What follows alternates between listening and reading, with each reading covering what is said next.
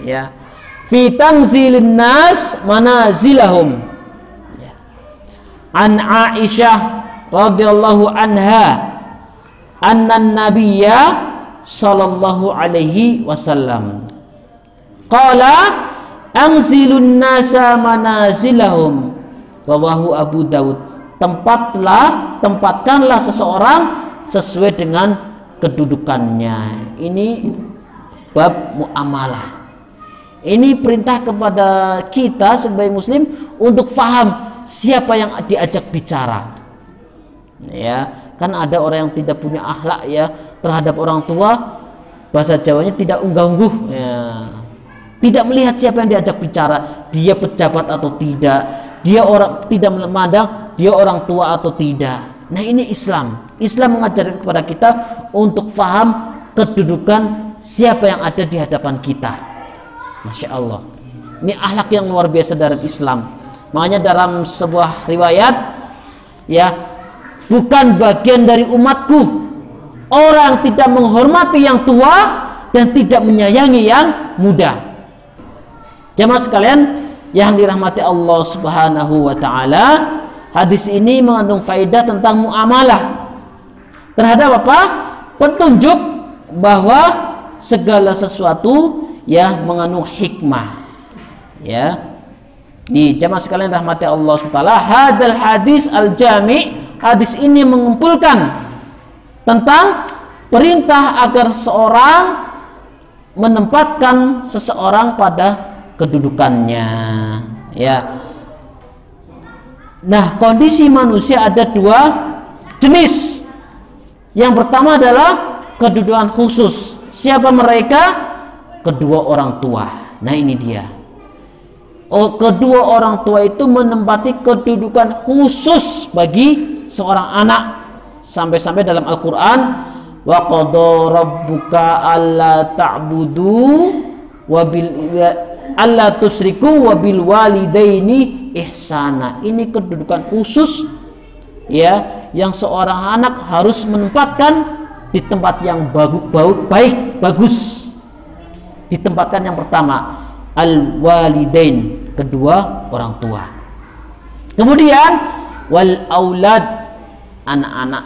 Ya, seorang anak, orang tua ya, dia harus melihat bagaimana kondisi anaknya. Wal aqarib, keluarga terdekat. Makanya jemaah sekalian dirahmati Allah SWT, sedekah yang paling utama adalah sedekah kepada orang yang memiliki ikatan darah. Pertama, dia mendapatkan pahala silaturahim. Yang kedua, dia mendapatkan pahala sedekahnya double. Ya, wal jirani, dan tetangganya. Ya. Kemudian wal ashabi, dan sahabat-sahabatnya. Makanya setiap nabi memiliki sahabat yang akan membelanya, termasuk Rasulullah. Kemudian wal ulama, para ulama. Wal muhsinin, dan orang-orang yang baik. Ini kedudukan khusus yang harus kita paham. Kemudian juga diantaranya adalah para penguasa atau orang-orang yang terhormat di sekitar kita. Kemudian jamaah sekalian rahmati Allah SWT, kedudukan manusia yang kedua dalam secara umum yang kita perlakukan baik. Misalnya apa? Rekan bisnis, ya, teman kerja, dan sebagainya. Yang kita tetap harus berlaku baik. Al-qiyamu bihuquqihimul ma'rufah syar'an wa urfan. Kita tetap menegakkan apa? Hak-hak mereka untuk mendapatkan perlakuan baik, baik secara syariat maupun secara adat istiadat. Nah, ini dia al-qiyamu bihuquqihimul ma'rufah syar'an wa urfan. Kita tetap menegakkan yang ma'ruf baik secara agama maupun adat istiadat. Kenapa? Ini bab muamalah. Ya, kenapa? Bab muamalah, siapapun berhak untuk menerima perlakuan baik kita, dan kita diminta untuk berlaku adil. Jamaah sekalian rahmati Allah Subhanahu wa taala. Kemudian faedah berikutnya, ayyu ashiral halqa bihasbi manazilihim. Kita diminta ya oleh Rasulullah sallallahu alaihi wasallam berperilaku baik, melihat ya kedudukan orang-orang yang kita ajak bicara. Ini dia, fal kabiru lahu tawqil, terhadap yang tua kita wajib menghormati. Ini dia ya, fal kabiru lahu at-tawqiru, terhadap yang tua kita wajib menghormati, wal ihtiram, dan memuliakannya. Ya, syukur-syukur yang muda terhadap yang tua. Kalau orang Jawa pakai kromo inggil ya, Masya Allah, ini baik. Kenapa tadi? Al-ma'rufati syar'an wa urfan, baik dari tinjauan agama maupun secara adat istiadat. Orang Jawa adat istiadatnya yang muda unggah-ungguh ya, unggah-ungguh ya, apalagi pakai bahasa Jawa halus, yang bahasa Jawa melipit ya, Masya Allah, ini bagus. Karena ini fal kabiru lahu at-tawqiru, terhadap yang tua dihormati, wal ihtiram, dan dimuliakan terhadap sesepuh ya, sesepuh desa tersempat dan sebagainya.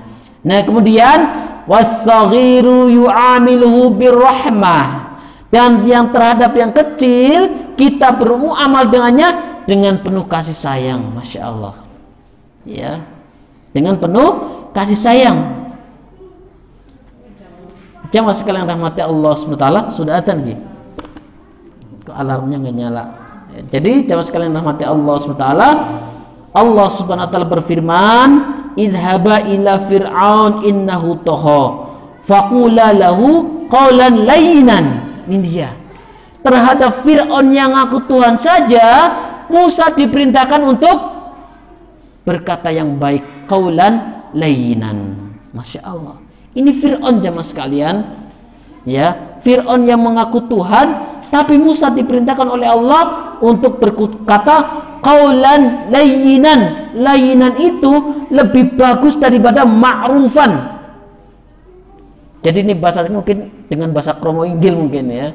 Jadi lebih halus daripada, jadi bahasanya lebih bagus daripada qaulan ma'rufan atau qaulan hasanan. Redaksinya adalah qaulan layyinan, ucapan yang sangat lembut. Masya Allah, bukan qaulan ma'rufan tapi layyinan, ucapan yang lembut. Itu Fir'aun jamaah sekalian, yang membunuh sesukanya tapi diperintahkan untuk berkata lembut, apalagi seorang anak kepada kedua orang tuanya. Yang mana jamaah sekalian rahmati Allah Subhanahu wa taala, seorang anak ketika berbakti kepada kedua orang tuanya ya, dia akan mendapatkan surga yang paling tengah. Ini dia jamaah sekalian rahmati Allah Subhanahu wa taala. Faidah berikutnya, Rasulullah sallallahu alaihi wasallam, muru auladakum bis-shalah li sab'i sinin wadribuhum 'alaiha li 'ashrin. Perintahkan anak-anak kalian li sab'i sinin wadribuhu 'alaiha bil 'ashri, dan pukullah ketika masuk umur 10 tahun. Ini kelemah lembutan kita tidak meninggalkan kita untuk mengajarkan yang wajib. Ajarkan kapan waktunya lemah lembut, kapan waktunya bersikap tegas. Nah, ini dia, jelas sekali. Jadi kapan waktunya kita berkasih sayang, kapan waktunya kita tegas terhadap anak-anak. Ini lihat yang ditonjolkan Rasulullah SAW. Jadi ada tahapan. Jamaah sekalian rahmati Allah SWT, demikian yang bisa kami sampaikan. Mungkin ada sedikit pertanyaan, masih ada 5 menit. Barakallahu fikum. Wassalamualaikum warahmatullahi wabarakatuh.